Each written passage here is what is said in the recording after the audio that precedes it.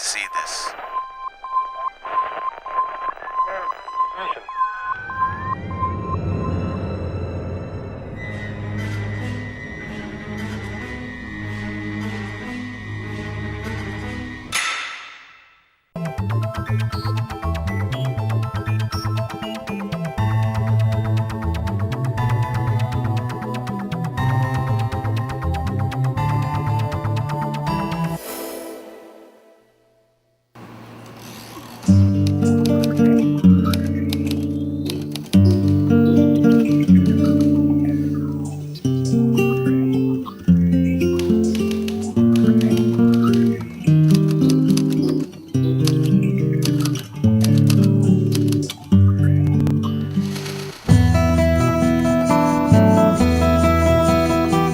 De origem humilde, Arnaldo Santos veio do interior do Ceará para a capital em busca de uma vida melhor.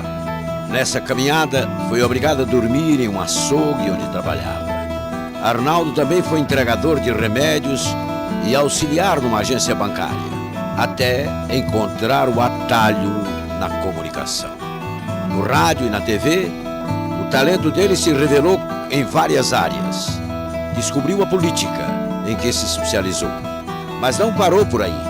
Continuou a escalada com muito estudo.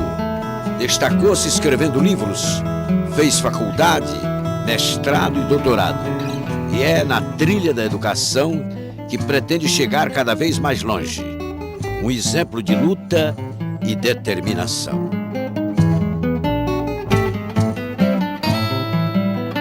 Eu sou nascido em Juazeiro do Norte, filho de uma costureira, dona de casa, Maria Brito, infelizmente já falecida, minha mãe, e de um marceneiro, um homem que fabrica móveis. Muito cedo, papai migrou de Juazeiro e foi para Iguatu. Eu tinha 3 anos de idade, eu nasci em 55. Em Iguatu eu vivi até meus 13 anos. Muito cedo, em função, como a maioria das famílias pobres do interior, muito cedo comecei a trabalhar. Aos 7 anos de idade eu já trabalhava puxando água de um chafariz que tinha 4 quilômetros de distância da minha casa para abastecer as residências dos vizinhos e para ajudar isso no sustento da família. Eu sou de uma família de 10 irmãos, mais papai e mamãe, e eu sou o mais velho. Então eu tinha que começar a trabalhar muito cedo. Fui vendedor de feira livre, estudava quando dava para estudar. Durante algum tempo ajudei o meu pai, como meu pai era marceneiro, fabricava móveis, eu ajudava a fazer móveis, invernizar, enfim, essas coisas. Uma infância como a infância da maioria dos meninos pobres do interior, bastante sacrificada, sem tempo. Muitas vezes você tinha que fazer a opção entre estudar e trabalhar, você tinha que trabalhar pela questão da sobrevivência, ainda mais porque, como disse, de uma família de 10 irmãos.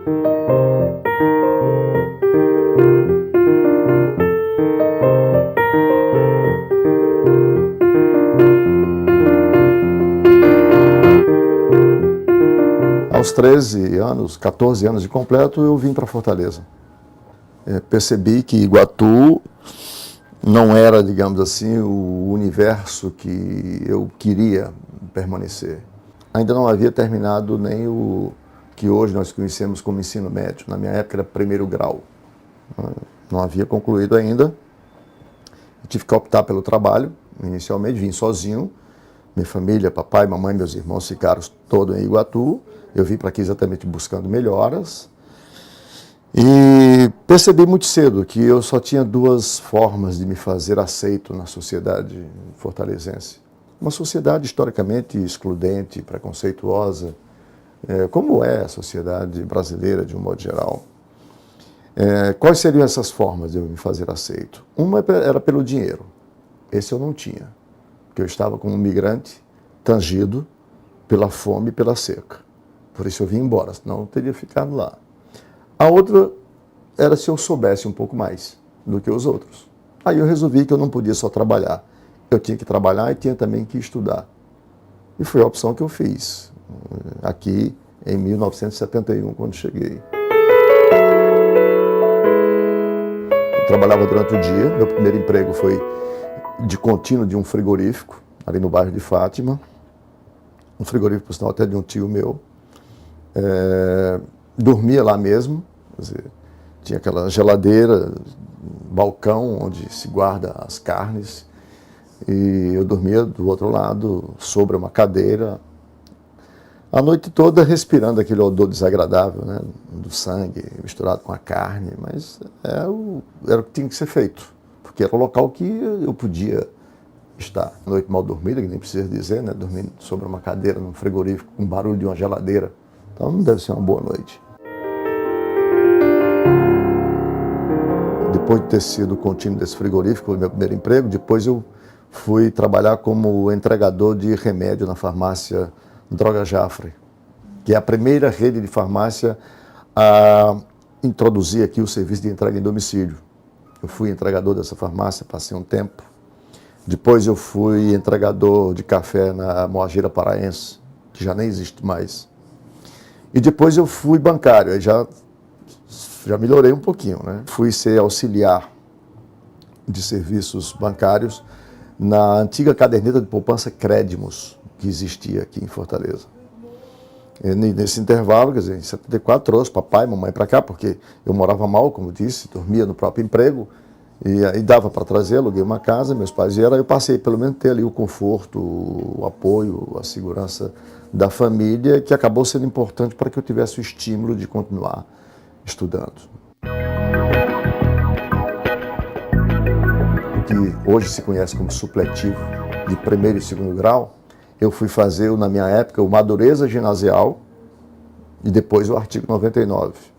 Eu estudava num curso ali que tinha na Piedade, próximo à antiga LBA, numa TV preto e branco, a marca Zenith, nem existe mais, eu lembro ainda da marca, onde eu assistia às aulas. Aí, de várias tentativas, eu consegui terminar o Madureza Ginasial, quer dizer, o primeiro grau da época, e logo depois iniciei o hoje conhecido como segundo grau, que no meu tempo era o artigo 99, né? Que eram os 3 anos científicos. E consegui pagar todas as matérias, passei. De maneira que quando eu fiz vestibular, depois de umas 6 tentativas para vestibular, eu passei para letras na Universidade Federal do Ceará, eu já tinha 29 anos. Depois eu fui fazer sociologia, aí concluí sociologia na Unifor.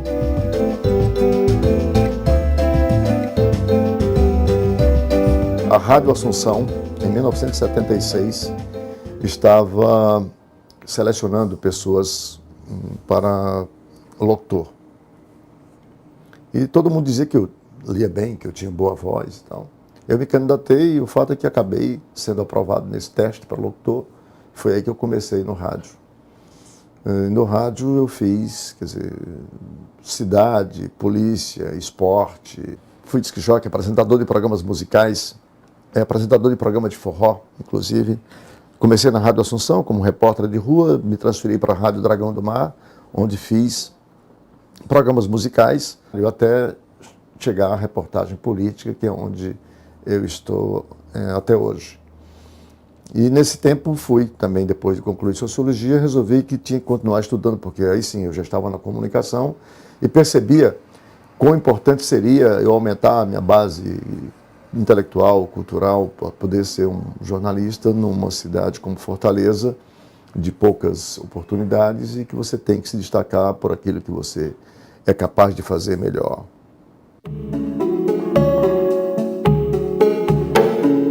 Em 1983, se eu não me engano, o Moésio Loyola, hoje deputado estadual, compra a Rádio Assunção da Arquidiocese. A Arquidiocese se desfaz da Rádio Assunção, ele compra. E ele, então, me convida para que eu fosse, juntamente com o meu sempre professor e muito querido e amigo, o ex-senador Cid Carvalho.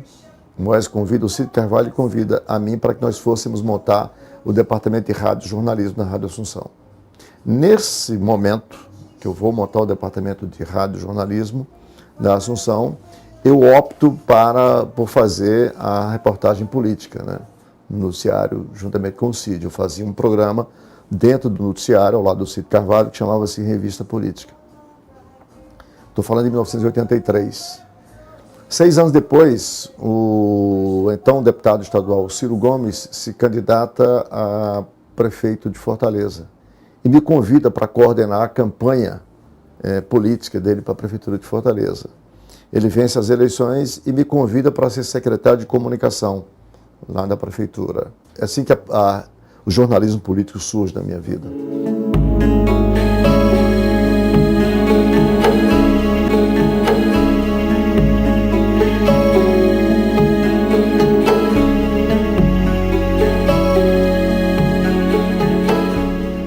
A vida política, quer dizer, considerando apenas a tradição malsã da política brasileira, e o Ceará não é exceção, em si ela já é difícil por conta de exigir exatamente esses jogos de cintura.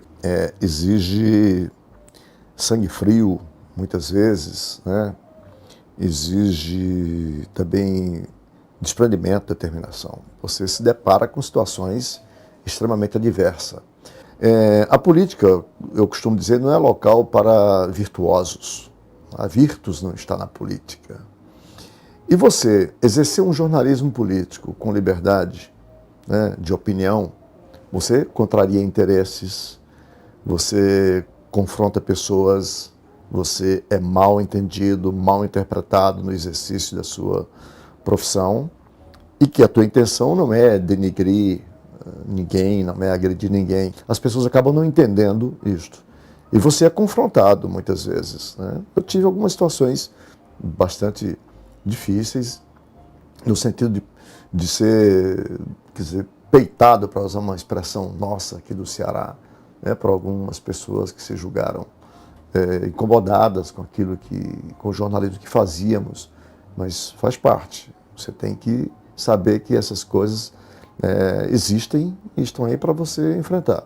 Porque se alguma mudança possa existir ainda na sociedade, no mundo, é pela política. Portanto, fazer política bem feita, fazer um jornalismo político bem feito, arguto, tentando interpretar as situações, projetar cenários, análise de conjuntura, é muito importante. Evidente que numa trajetória já de 36 anos de profissão, dos quais 25, 26 dedicados só à política, você hoje já tem fontes permanentes de muito tempo, né? Essas fontes são determinantes para que você saiba, não necessariamente você ter as boas fontes são suficientes, isso é suficiente para que você faça um bom jornalismo, mas esses são, digamos assim, os pré-requisitos para que você possa atuar dentro da crônica política com a capacidade de análise, né, de percepção da realidade, da construção de cenários. Eu fiz doutorado em ciência política e faço atualmente pós-doutorado em economia política no CAEM, na Universidade Federal do Ceará, onde tenho como meu orientador o professor Dr. Flávio Ataliba, que hoje está no IPES, no governo do estado do Ceará. Por quê? Porque política e economia estão muito próximas, andam muito juntos, notadamente na atual fase que se encontra o Brasil. Tá? Então, a ciência política, eu diria para você que me permitiu, pelo mergulho que fiz na teoria política, nos clássicos do pensamento político, me permitiu compreender bem melhor os fenômenos políticos do dia a dia, da rotina, da nossa política. Aqui mesmo a política que fazemos aqui no Ceará, nem sempre a melhor política.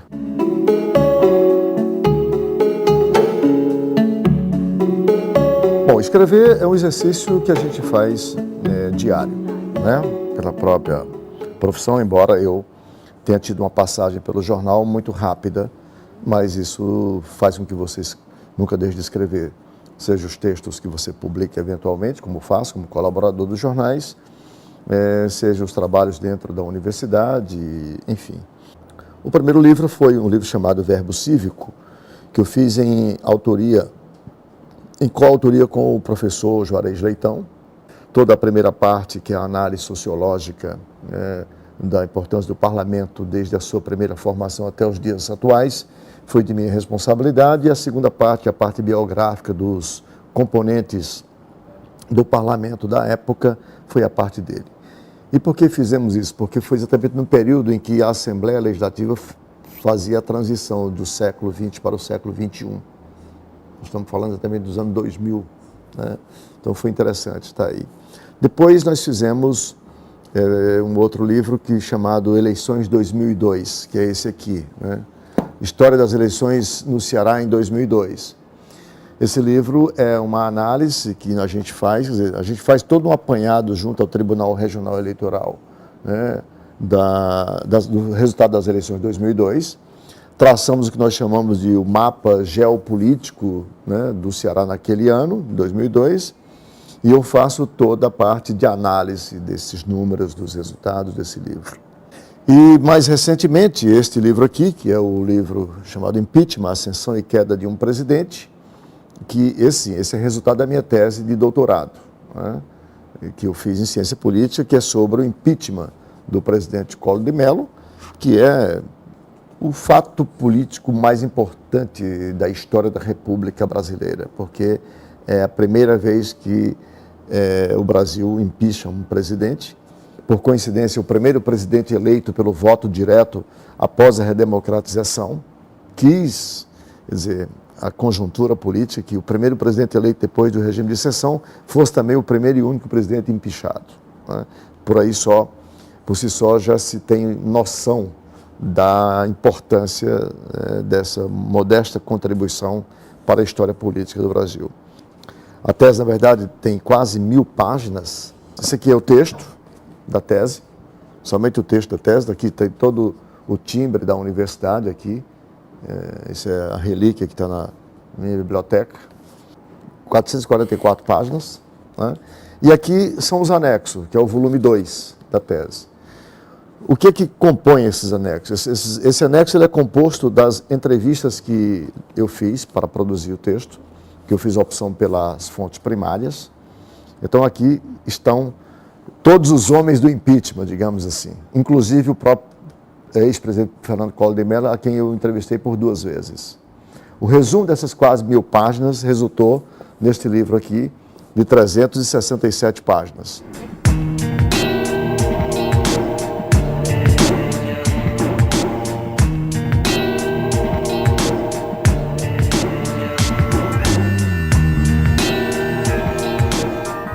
De 1977 a 1980, eu tive uma passagem rápida pelo esporte. Eu fui repórter esportivo aqui no Ceará. E passei pela TVC, para o meu orgulho, para o meu prazer. A TVC foi minha primeira experiência em televisão. Na época não chamava-se TVC. Na época era TV Educativa. Era TV Educativa. E foi minha primeira experiência lá na televisão como repórter esportivo. Nessa época, lá eu saí da reportagem esportiva e passei a ser narrador e combinava às vezes a narração do esporte com o comentário. O Belmino foi quem me iniciou, digamos assim, na televisão no estado do Ceará. Sebastião Belmino, grande amigo, grande figura, inesquecível da nossa televisão, está aí hoje na TV Diário, muito bem. Depois eu saí, fui fazer outras coisas, voltei para o rádio, que aliás nunca deixei o rádio, tive uma passagem pelo jornal Tribuna do Ceará, e aí sim fui convidado pelo então jornalista Tancredo Carvalho, de saudosa memória, nos deixou há alguns anos, para montar com ele a TV Jangadeiro. E eu fui para a TV Jangadeiro, montamos a TV Jangadeiro, montamos mesmo, desde definição do local, do prédio, a aquisição de equipamentos, a montagem, a treinamento de pessoal.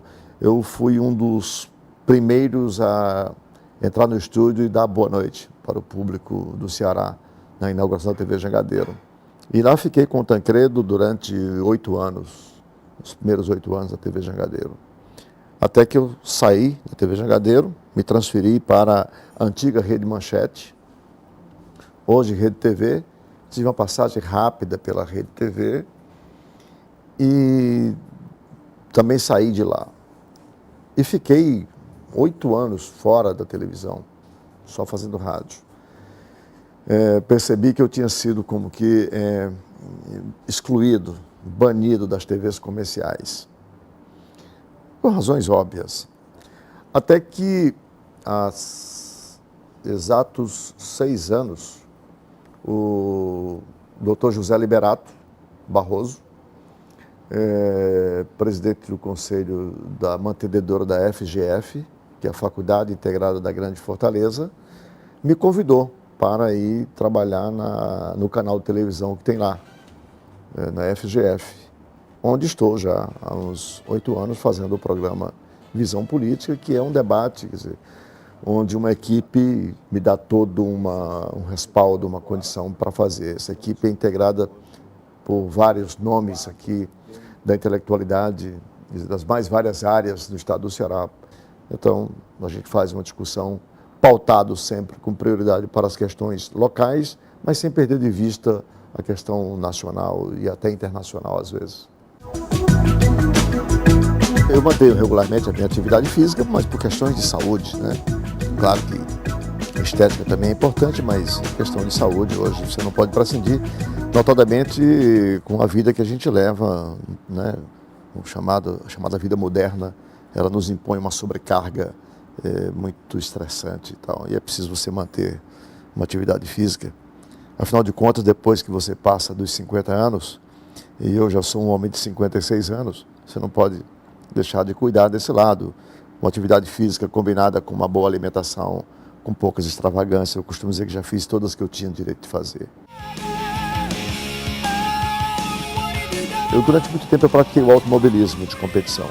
Eu disputei campeonato brasileiro de Fórmula Ford, depois disputei ainda algumas provas do Campeonato Sul-Americano de Fórmula 3, mas isso é quando eu era bem mais jovem, né? Aos 56 anos já não me permito mais fazer assim como fazia. Corro esporadicamente algumas provas aqui no Autódromo do Eusébio, porque eu gosto muito do automobilismo.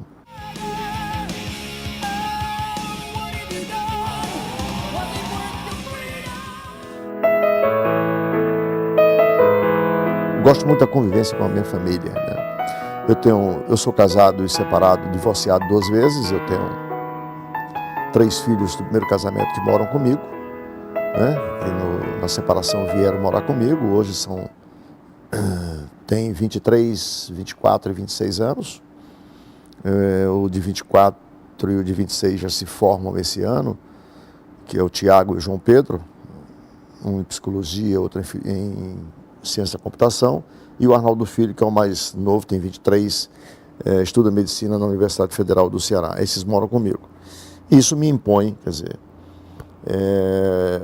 um gosto muito grande pela família, já que durante a semana eu estou sempre correndo e viajando, né, de vez em quando. Ler pouco, a gente tem que fazer sempre isso. Ouvir um pouco de música é muito bom, também gosto muito. Então, afora música e leitura e, eventualmente, um teatro, quando nós temos aqui, cinema, claro. Eu gosto muito de estar com a família, né, em casa e tal. Eu me defino como um homem que tem fé, nascido de uma família religiosa, só para você ter uma ideia. Meu pai, que graças a Deus ainda está vivo, completou 90 anos a semana que passou, ainda reza o terço todos os dias. Mas eu não tenho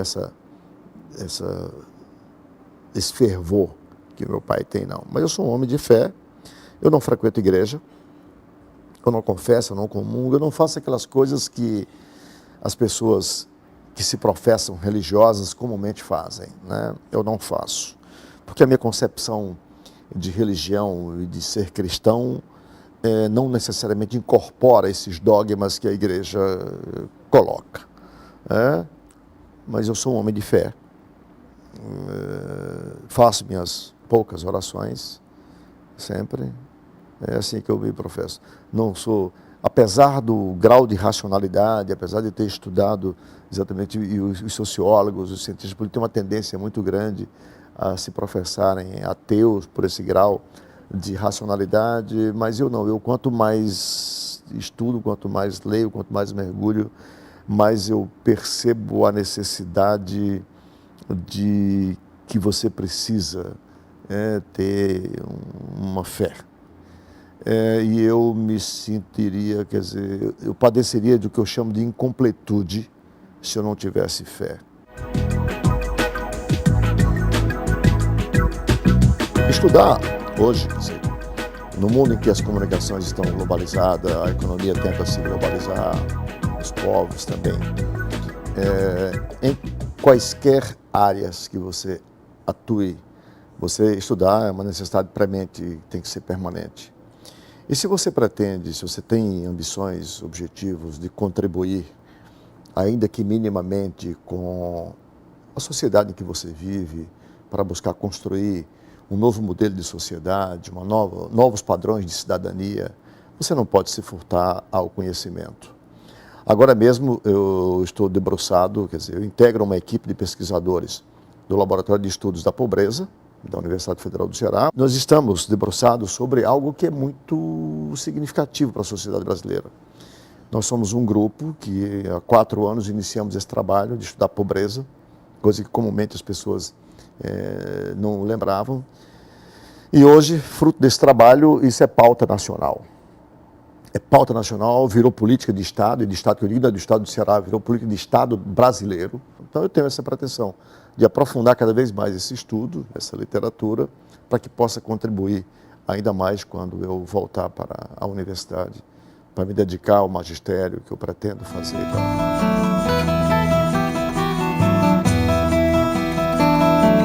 Num país em que as pessoas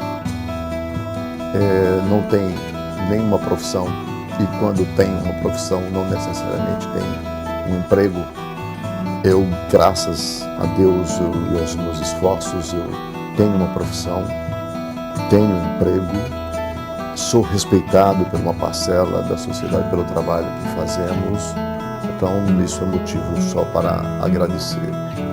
E é tamanho esse meu agradecimento a essas conquistas que eu peço a Deus sempre que Ele me faça uma pessoa melhor, generosa, desprendida, servir assim de estímulo para que as pessoas, para que outros jovens pobres como eu, semi-analfabetos como eu fui, ao chegar na cidade grande, não achem que não é possível transformar aquela realidade. Não, que é possível. E só tem uma forma de você fazer isso. É pelo saber, é pela educação. Acreditar sempre que é possível construir sempre um dia melhor para uma sociedade melhor e para uma cidadania plena.